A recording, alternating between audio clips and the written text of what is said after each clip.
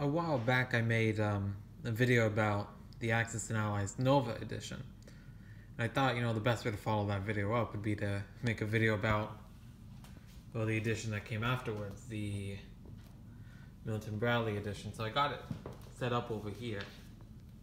Got the box and everything. I just want to talk a little bit about this version now. Just for fun, I've never really done this before, but I use actually the boxes as much as I can just to see how much that changes the board, and it does quite a bit when you have all the Germans and the British forces over there.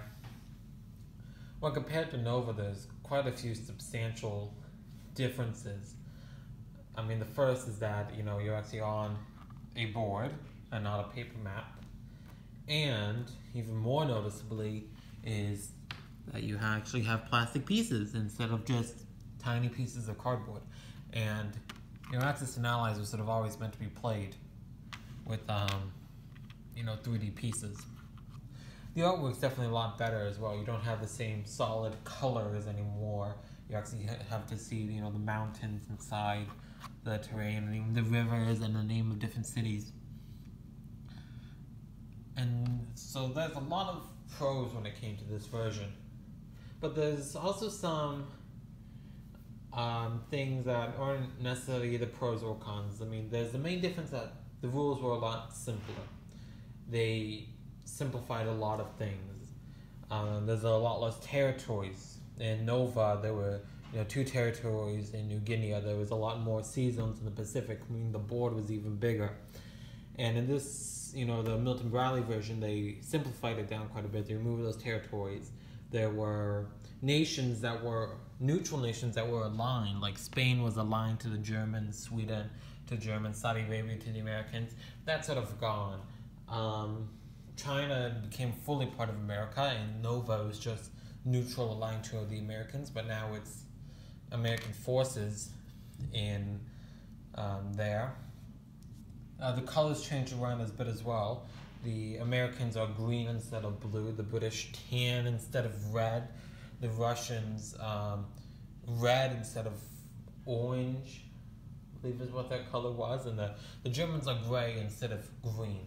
And the color scheme, I mean, sure, it's the one that we're used to, but it's also just so much better. And sorry if you're hearing that noise outside.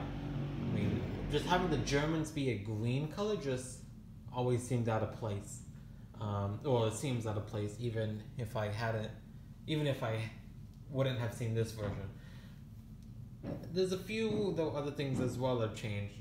Nova had special rules for the different nations that sort of gone away. The numerations changed. It used to be in hundreds, now it's just in singular numbers, which makes the math a lot easier.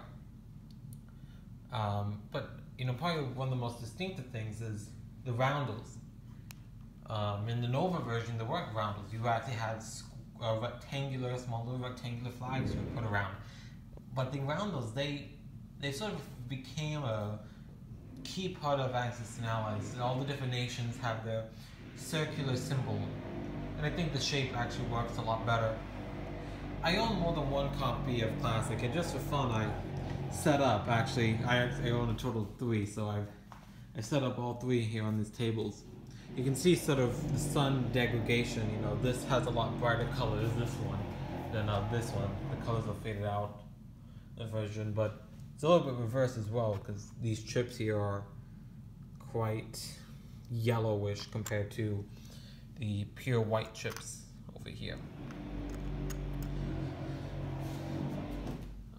Over here, we get the IPC track, which in the Nova version was actually just printed over here.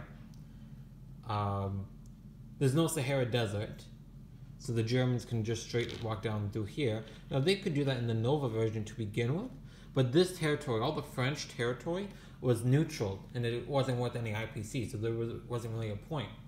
But in this version, since they were changing around the neutrals, they made them become British-controlled territories, which is arguably more historical, but then without the Sahara, then it's less historical. So 2 catches of 22.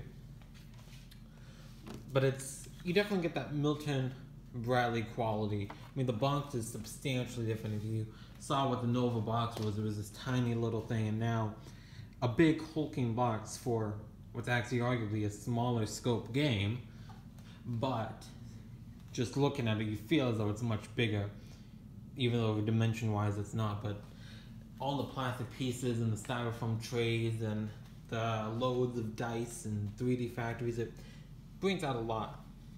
I mean, when they released it, the early 80s, this is the first edition rulebook right here. Notice to Game Master players as part of the Game Master series, and I'll probably make some videos later on that whole series line. And it came out with 2 other Larry Harris's game, Conquest of the Empire and Broadsides and Boarding Parties. I don't know if Broadsides and Boarding Parties had been previously released, but Conquest of the Empire, just like Axis and Allies, was actually previously made by the Nova Company. And I'll make a video on that one day. But out of those 3 games, Axis and Allies was clearly the big hitter, so much so that they made the 2nd edition rulebook. And that was also quite successful as well. The other 2 games, they were dropped out for Fortress America and Shogun, renamed Samurai Swords later to deal with copyright issues, as there was already a game called Shogun. You know, the pieces, they weren't as unique as some of the later versions, you know. I believe all the ships are basically just about the same. And probably the tanks as well. I think the only real difference is the infantry, but still, you know, there's something about that 80s vibe that it gives. That's, you know, there's a reason why it's nicknamed classic. Besides the fact that it was a classic, or is a classic. We still have, you know, the odd historicalities of Black Sea just going straight through there. Gibraltar is pretty weird, I would say.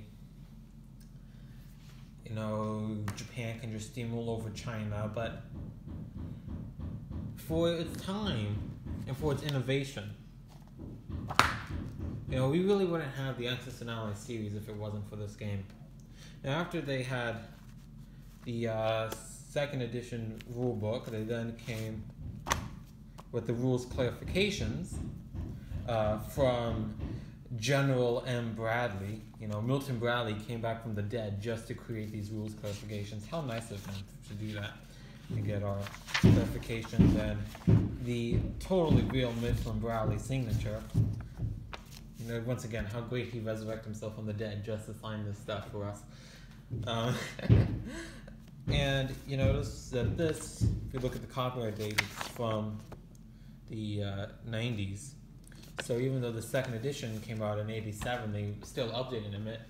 In the 90s, they actually came out with the computer version, Iron Blitz, which added in a lot of variants. You could have a neutral Russia, you could start in 1939. It was the same game that Milton Bradley made, but it incorporated all these new ideas and new thoughts. And compared to all the other Game Master games Milton Bradley released, Axis and Allies was probably the one that had the most amount of variants that people made with it. If that was just because it was popular or because there's something innate inside of it that breeds this sort of household creativity. Indeed, it wasn't just, you know, video game Axis and Allies Iron Blitz that had variants, but soon enough there was a rising community after this game was released that made their own variants. This is a variant from the 90s called Realism Rules, and you can find it online. And they did a printed book series of it. I don't know if they still do it. I have a feeling they don't. But this is a variant for the classic edition.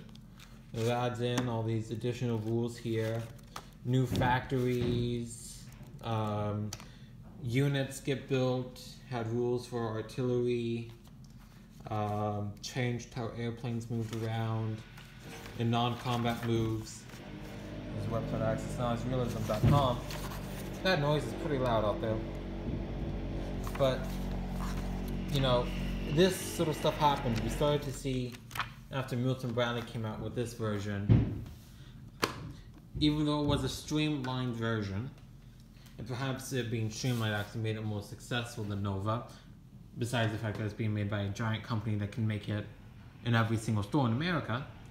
But, you know, it made the simplification actually encourage creativity by allowing players to easily see what the game had and extend from there.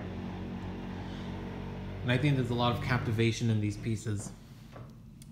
Soon after, you know, this, you had realism, you had the World at War, you had, you know, by Xeno Games, and soon the Axis and Allies community was quickly beginning to shape. Of course, by the end of the 90s, we had Axis and Allies.org created. So that's sort of, I guess, my basic overlooking of the classic version. Out of all the versions of Axis and Allies, I think this one has some of the best artwork on it. From the cover art to the nice bright colors and the texture that really was never replicated in any other version. I don't necessarily know why they didn't, but I really love how it looks. And I guess that's sort of the end of this second part in what's, I guess, is soon going to be the history or different versions of Axis and Allies through history. I think the next one would be Europe, so if I ever get around to that, that would be part 3. I hope you have a good day, and goodbye.